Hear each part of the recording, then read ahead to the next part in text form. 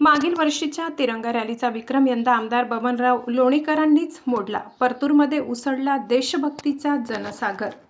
भारत माता की जय, वंदे मातरम, जय जवान जय किसान, जय भवानी जय शिवाजी या घोषणांनी दुमदुमले परतूर. तब्बल 10 ते 12 हजार विद्यार्थी विद्यार्थिनी, महिला, युवक, व्यापारी, डॉक्टर, वकील, प्राध्यापक, शिक्षक, शासकीय कर्मचारी व देशप्रेमी नागरिकांचा उत्स्फूर्त सहभाग. मागील वर्षी आमदार बबनराव लोणीकर यांच्या नेतृत्वाखाली परतूरमध्ये निघालेल्या अभूतपूर्व तिरंगा रॅलीने देशभक्तीचा नवा विक्रम प्रस्थापित केला होता. यंदा त्याच रॅलीचा विक्रम आमदार लोणीकर यांनीच मोडीत काढत आणखी भव्य तिरंगा यात्रा काढली. या यात्रेला नागरिकांचा प्रचंड प्रतिसाद मिळाला असून परतूर शहरात अक्षरशः देशभक्तीचा जनसागर उसळल्याचे चित्र पाहायला मिळाले. तिरंगाध्वज हातात घेतलेल्या तब्बल 10 ते 12 हजार विद्यार्थी विद्यार्थिनींसह महिला, युवक, व्यापारी, डॉक्टर, वकील, प्राध्यापक, शिक्षक, शासकीय कर्मचारी आणि देशप्रेमी नागरिक मोठ्या संख्येने या तिरंगा यात्रेत सहभागी झाले. संपूर्ण परतूर शहर तिरंगामय झाले होते. यावेळी भारत माता की जय, वंदे मातरम, जय जवान जय किसान, जय भवानी जय शिवाजी अशा गगनभेदी घोषणांनी परतूरचा परिसर दुमदुमून गेलाय. आमदार बबनराव लोणीकर यांच्या नेतृत्वाखाली विद्यार्थ्यांनी आणि युवकांनी उत्स्फूर्तपणे घोषणा देत देशभक्तीचा जल्लोष केलाय. तिरंगाध्वजाच्या साक्षीने विकसित भारत घडविण्याचा संकल्प यावेळी करण्यात आलाय. विद्यार्थी, युवक, महिला आणि नागरिकांचा मिळालेला उत्स्फूर्त प्रतिसाद पाहता परतूरमध्ये राष्ट्र जागरणाची प्रचंड लाट निर्माण झाल्याचे चित्र दिसून आले. राष्ट्र आणि महाराष्ट्र सुरक्षित व मजबूत, लोणीकर. यावेळी बोलताना आमदार बबनराव लोणीकर म्हणाले की प्रधानमंत्री नरेंद्र मोदी, केंद्रीय गृहमंत्री अमित शहा आणि मुख्यमंत्री देवेंद्र फडणवीस यांच्या नेतृत्वामुळे राष्ट्र आणि महाराष्ट्र सुरक्षित व मजबूत होत आहे. देशाच्या विकासासाठी आणि सामर्थ्यासाठी प्रत्येक नागरिकाने आपले योगदान देणे आवश्यक आहे. विद्यार्थ्यांनी मोठी स्वप्ने पाहावीत आणि भविष्यात देशसेवेत योगदान द्यावे. राष्ट्रभक्ती केवळ घोषणांमध्ये दिसून न येता ती आपल्या कृतीतूनही दिसली पाहिजे, असे आवाहन आमदार लोणीकर यांनी विद्यार्थ्यांना केले. तिरंगा यात्रेच्या निमित्ताने परतूरमध्ये निर्माण झालेल्या उत्साहाने संपूर्ण शहरात देशभक्तीचे वातावरण निर्माण झाले होते.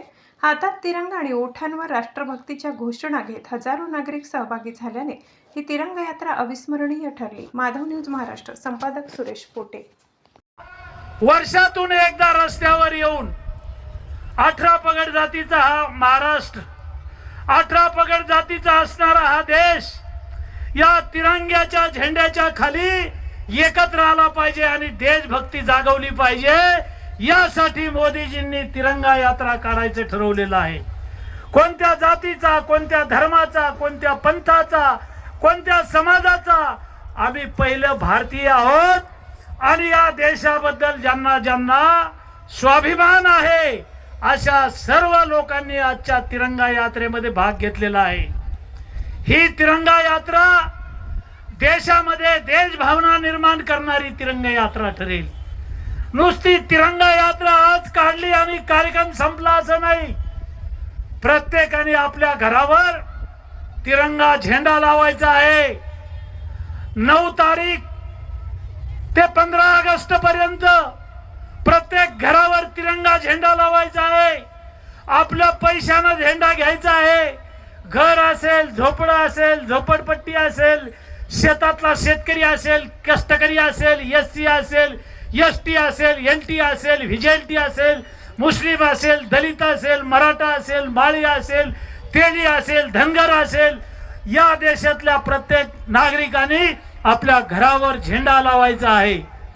9 ऑगस्ट ते 15 ऑगस्ट देशभक्ती जागृत करण्याचा हा सप्ताह आपल्याला साजरा करायचा आहे. या देशाचे तुकडे करण्याचे काही प्रयत्न होत आहेत. देशाच्या लाल किल्ल्यावर मधल्या काळात खलिस्तानचा झेंडा फडकवण्याचा प्रयत्न झाला. शेतकऱ्यांच्या आंदोलनाच्या नावाखाली खलिस्तान वाद्यांनी आपल्या तिरंगा झेंडा जिथं फडकतो डौलानं, भारताचा स्वाभिमान, भारताचा अभिमान, या देशाचं ऊर्जा निर्मितीचं केंद्र लाल किल्ल्यावर खलिस्तानचा झेंडा फडकवण्याचे मधल्या काळात प्रयत्न झाले. विद्यार्थ्यांच्या आंदोलनाच्या नावाखाली आम्ही भारताचं पाकिस्तान करू, आम्ही भारताचं खलिस्तान करू, आम्ही या भारताला आणि भारतातल्या लोकांना सांगू इच्छितो, या देशाचे तुकडे करण्याचं पाप किंवा या देशाचे तुकडे करणं सोपं नाहीये. बाहेरच्या देशात काय झालं आम्हाला माहित नाही, पण या देशातली 140 कोटी जनता माननीय नरेंद्र मोदीजींच्या पाठीशी आहे. या तिरंगा यात्रेच्या निमित्ताने मी आपल्याला सगळ्यांना सांगू इच्छितो, हा देश बलिदानातून उभा राहिला, हा ठरलं. आणि देशातला आणि राज्यातला पहिला मान तिरंगा यात्रेचा हा परतूरला मिळालेला आहे. महाराष्ट्रातली पहिली तिरंगा यात्रा आज आपल्या परतूरला झालेली आहे. व्यासपीठावर जे मान्यवर आहेत यांनी या तिरंगा यात्रेचं नियोजन केलं. राहुल भैया आहेत, शत्रुघ्नजी कंसे आहेत, संपतराव टकले आहेत, रमेशराव भापकर आहेत, संदीप भायेकर आहेत, प्रकाश चव्हाण आहेत, नगराध्यक्षा प्रियंका शहाजी राक्षे आहेत, आमचे सर्व नगरसेवक आहेत, सर्व लोकप्रतिनिधी आहेत, बाबाजी तेलगड आहेत. या सर्व पदाधिकाऱ्यांनी ही तिरंगा यात्रा काढण्याचं नियोजन केलं. या तिरंगा यात्रेसाठी आपले एसडीएम यांनी पुढाकार घेतला, त्यांनी नियोजन केलं. तहसीलदार आहेत, परतूरचे गट विकास अधिकारी आहेत, गट शिक्षण अधिकारी आहेत, आमच्या शाळेचे सर्व शिक्षक आहेत, मुख्याध्यापक आहेत, सर्व संस्थेचे पदाधिकारी आहेत आणि सर्वांच्या वतीनं ही तिरंगा यात्रा काढायचा निर्णय परवा झाला आणि कालच्या दिवसभरात ही तयारी झाली. आणि अभूतपूर्व संख्येनं आतापर्यंत आपण जेवढ्या तिरंगा यात्रा काढल्या त्या सर्व तिरंगा यात्रेचं रेकॉर्ड ब्रेक आज झालेला आहे. प्रचंड उत्साह होता. कॉलेजची मुलं आहेत, कॉलेजच्या मुली आहेत, 10वीचे मुलं आहेत, मुली आहेत, शिक्षक आहेत, विद्यार्थी आहेत, विद्यार्थिनी आहेत, व्यापारी आहेत, डॉक्टर आहेत, वकील आहेत, प्राध्यापक आहेत, कर्मचारी आहेत, अधिकारी आहेत. प्रत्येकाच्या अंगामध्ये छत्रपती शिवाजी महाराजाप्रमाणे, जसं छत्रपती शिवाजी महाराजाचं नाव घेतलं की आपलं रक्त सळसळतं.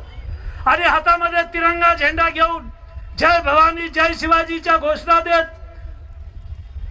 वंदे मातरमच्या घोषणा देत, भारत माता की जयच्या घोषणा देत, जय जवान जय किसानच्या घोषणा देत परतूर शहर दुमदुमलं आहे.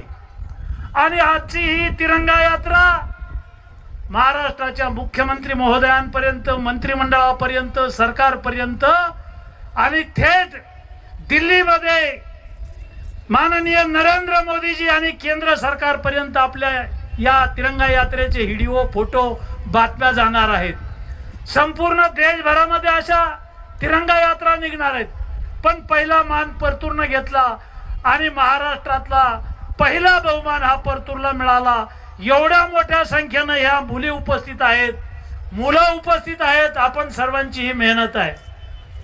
तिरंगा यात्रा कशासाठी? इतकंच. अशा आणखी महत्त्वाच्या बातम्या पाहण्यासाठी आमच्यासोबत जोडलेले रहा. आमचा व्हिडिओ लाईक, शेअर आणि चॅनल सबस्क्राईब करायला विसरू नका. धन्यवाद.